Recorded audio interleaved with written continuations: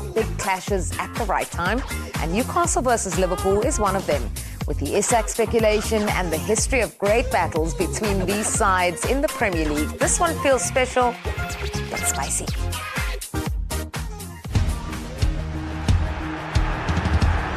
When these two meet, don't make any appointments to do anything else. This is an unmissable fixture. Asprilla, yes! Ball's a good ball in, but here is Culliver! Liverpool have won it! What a finale! Real pinball in there, and he's in! They've got it with the last kick of the game! And it's in! Alan Shearer has made it 2-2, astonishing! Isak, oh, that is magnificent! Kelleher decides to leave it! There is another twist in the tail at St James's Park. The game which for years has kept on giving. A fixture that has a habit of providing some real white-knuckle thrills. Let's hope we get to do it all again.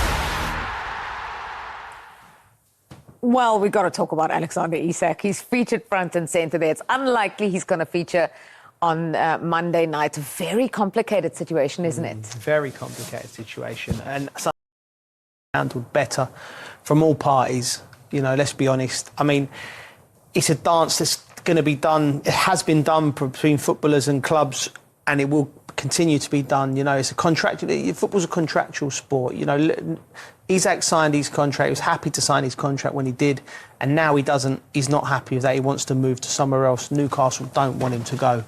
So, it becomes a game of cat and mouse, and it's, public pressure, and ultimately it just for me it's just distasteful. It really is. I look at Eberechi Eze and what he's done, at Crystal Palace and the service he's given them, and I think he goes with the grace and blessings of the fans, the manager, the players, his teammates, and his reputation intact. I think whatever happens with Isak now, I think he gets his move, but I think it leaves a sour note in for the Newcastle fans. It's a very big difference that you've mentioned there, because Eze was in the team for Fredrikstad, the game against Fredrikstad, of course, for Crystal Palace.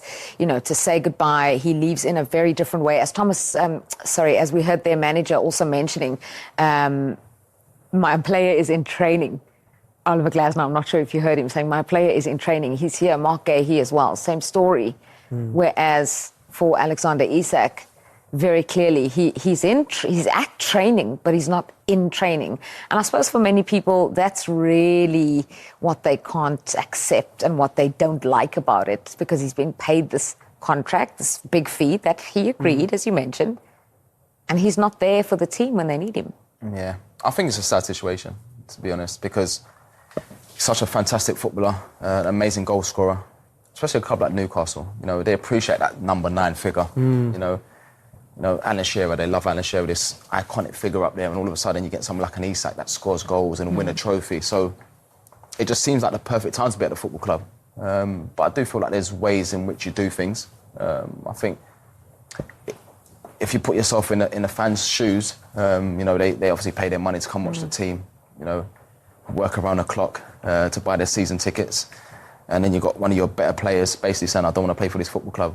Then obviously you come out and, his statements talking about, obviously the club understand his stance on it, and the relationship's broken down. Is sort of like it's a broken promise, and it's unfixable. So it's going to be obviously hard for the fans, because you never want to see your better players go. Callum Wilson's obviously gone, and they need a forward in that. But it's a sad situation, to be honest.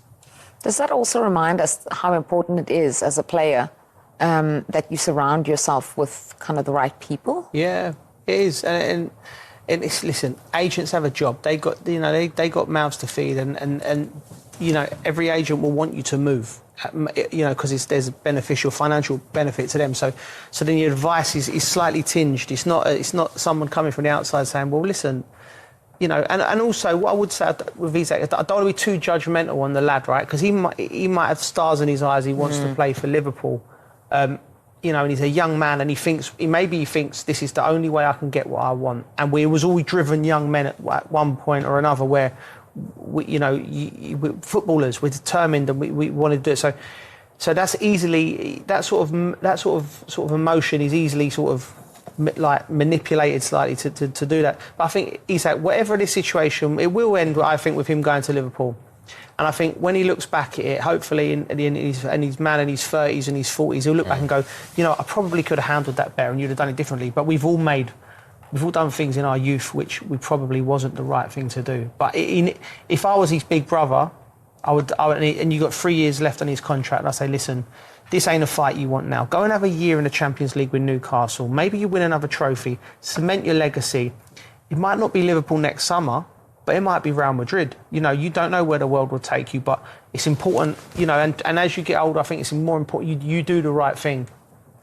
You have your ethics and things like that. So I don't want to be too judgmental on him because we've all been there, we've done the silly things, but I don't think he's covered himself in glory with how him and his team have handled this whole situation. Yeah, I think that's fair enough to say. Well, Eddie Howe spoke about the latest on Alexander Isak's situation and whether he'd welcome him back. In this spoken and probably justifiably so in that moment. He's contracted to us, he's our player. My wish is that he would be playing on Monday night with us, but he won't be. Okay, let's talk about the game itself already now that Eddie Howe's confirmed that Alexander Isak won't be there. He'll be a big talking point, no doubt, but there is football to be played. These games are always very interesting now between Liverpool and Newcastle. Yeah. They played in the Carabao Cup final as well, Newcastle getting that big victory. Yeah, and then obviously you can see why Liverpool want Isak with a fantastic goal there. Yeah. But I mean, over the years, I remember watching some of the amazing goals. Like, you talk about Sprilliers and the Ferdinands, and Liverpool with Robbie Fowler and Stan Coleman and all that. But yeah, so it's always been a fixture that there's loads of goals, an exciting fixture for whatever reason, and obviously one that we look forward to watching.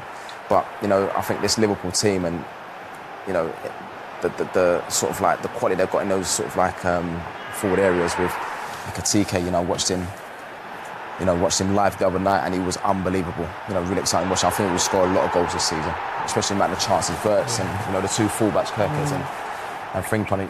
It's got a really exciting squad. Yeah, Frimpong is injured, I think, till after the international break. Just your thoughts on Liverpool, of course, their opening win. I thought going forward they were sensational, and I did think there'd be a little bit of teething problems. I think they've done brilliant business, Ekitike, Frimpong, Verts, but they was getting caught on the break a little bit. Yeah. There was holes in it, and which was slight, and that's okay because you're changing parts of your team. It was just about finding balance. Gravenbach's available for this game, so I expect him to come, and he was sensational last year at snuffing teams out and stopping the counter attack. But it's a great game, and this game could be another classic because it's poised. I watched Newcastle, and they are literally, I think, the best team at winning the ball in the midfield with Joe Linton, Tonali and Guimaraes, and breaking. They got pace in Alanga, Gordon, Murphy. So the game's going to be... There has to be goals in this game. There has to be goals, I think, and it's going to be an exciting one. And I think it could be a high-scoring draw. Yeah, I think there is going to be plenty of spice. High-scoring draw, 3-3 last time out. Yeah. Joe is ready for predictions already. We like it here on Team Talks. Well, that game is on Monday night, but the day before there is another matchup between Nottingham Forest, of course, doing battle against Crystal Palace, and that is out in London. Now, Nuno Espirito Santo revealed that his relationship with Forest owner Evangelos Marinakis has broken down.